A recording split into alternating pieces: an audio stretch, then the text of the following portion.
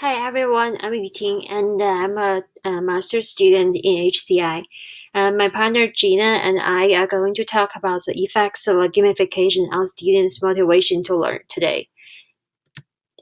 Our research project focused on the effects of gamification on students' motivation to learn. The topic relates to HCI because through exploration, interaction, and collaboration and immersion in computer games, students are provided with a richer opportunity for learning. Digital game-based approaches to education have been shown to increase students' motivation and cognition, which in turn helps them to retain more information than a traditional classroom setting. Because of this, we wanted to explore further how gamification can help teachers bring their classrooms into a 21st century and ultimately help all the children to reach their full potential. We have 4 articles that we focused on for our research. The main points of each study focused on how traditional education can be improved and complemented by computer game-based learning. The authors showcase how students who participate in game-based learning made significant learning gains in various topics and increased their intrinsic motivation and curiosity. The first article addressed the problem of unsuccessful secondary education. The authors proposed that mobile game may be a potential excellent way to educate the students and improve the quality of the education. They conduct a quasi experimental design in the study. The experiment involves 458 pupils from 20 classes in 5 schools, and half the pupils play the mobile games, and the other half were in the regular classroom settings. The authors used a questionnaire to test the level of knowledge of the pupils towards their study topics, and they also used the background information, which is provided by the school administration, and this information are used as a control variables, and they compare the mean test scores of the two groups of pupils. So this is a graph for the results.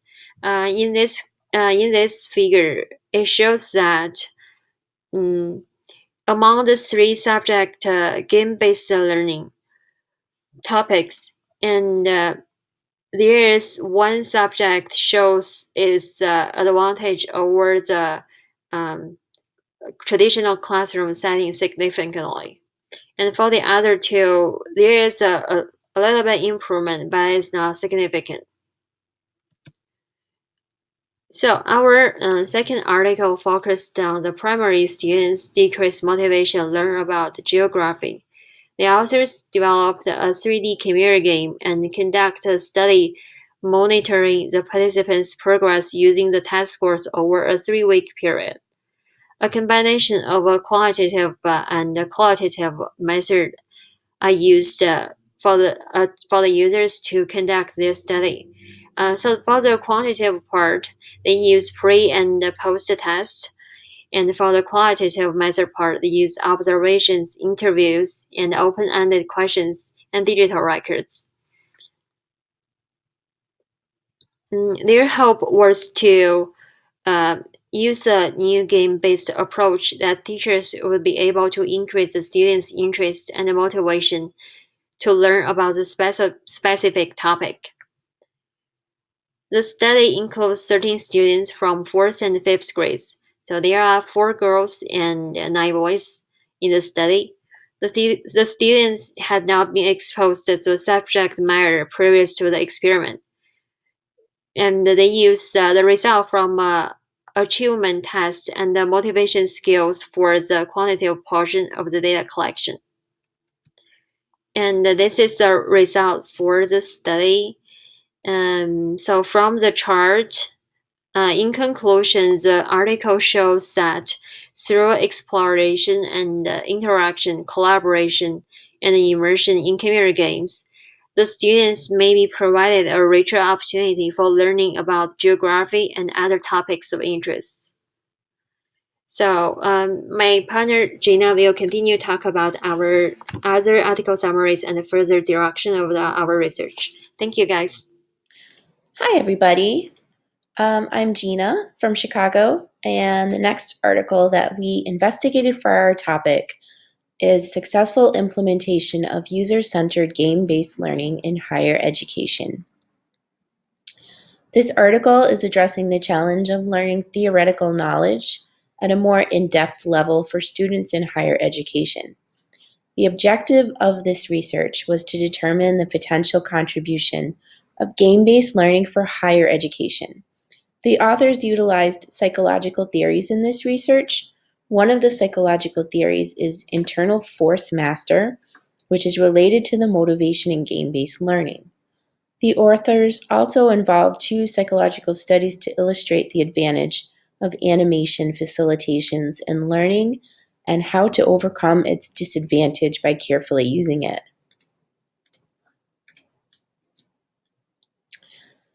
In this research, the researchers conducted a pre-test, post-test experimental control group design and evaluated the result by questionnaires and an independent online assignment. They asked 121 master's students to learn structural concrete through an online game. They divided the students into three groups. Students attended lecture and played the game, students who only attended the lecture, and students who only played the game. They conducted a pre-test to control the results and compared the post-test results for the three groups of students. They also used questionnaires to show the students' motivation for game-based learning.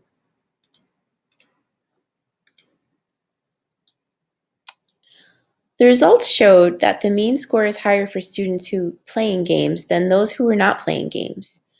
Even though the median is the same for both groups, the standard deviation is smaller for students who were playing the games.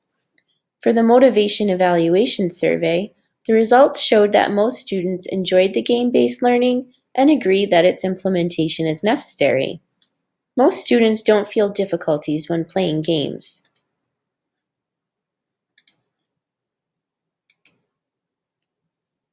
The next study that we looked at was digital game-based learning in high school computer science education, impact on educational effectiveness and student motivation. The focus of this study was to assess how effective computer games are on learning and motivation as tested on high school students learning computer memory concepts utilizing a computer science curriculum. The study also took gender into consideration to see if there were any differences between male and female students regarding skills, learning, and motivation with digital game-based learning.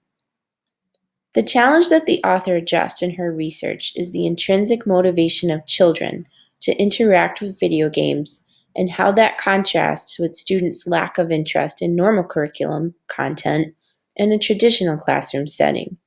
The author wanted to bridge the gap between the two by showing that digital game-based learning could motivate students to learn and retain more information. In this way, the study relates to psychology in that it is showing the learning and motivation. The study utilized research design and created two educational applications for the research, one that was in a gaming environment and one that did not have the gaming component.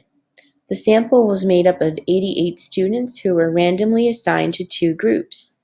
A computer memory knowledge test was created and tested on all members of the study as a pre-test and post-test.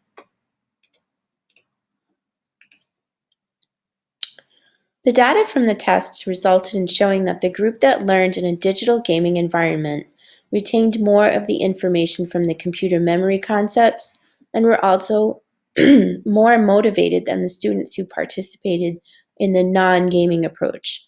There were also no significant differences between genders in this regard, which shows that all students can benefit from a more interactive learning approach.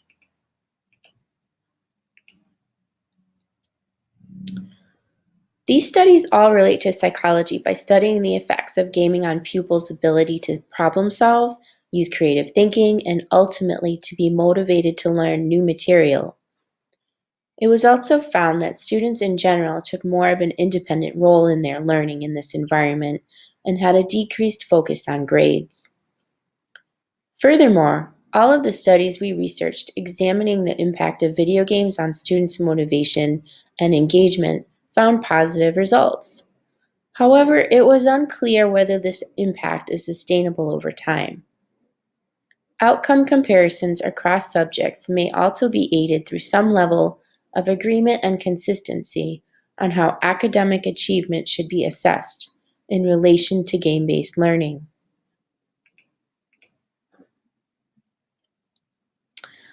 So for future directions, to help fill the void in our findings, we propose to conduct an experimental study to assess students' motivation to learn and retain knowledge over the course of their elementary years. The study would span K through 8th grade with 2 groups of students at 3 Chicago public schools, representing different socioeconomic structures. Students should be taken at random with equal representatives from both genders. Group A will be students who learn the curriculum in a traditional school setting, and Group B will be students who learn in a traditional classroom environment, but also have access to the materials in game-based form. Standardized testing will be measured each year for both groups and compared. We expect the results to provide a better understanding of how gamification can be used in education and its long-term benefits compared to traditional classroom settings, specifically in attention, retention, and problem-solving abilities. Thank you for listening to our report. I hope that you enjoyed it.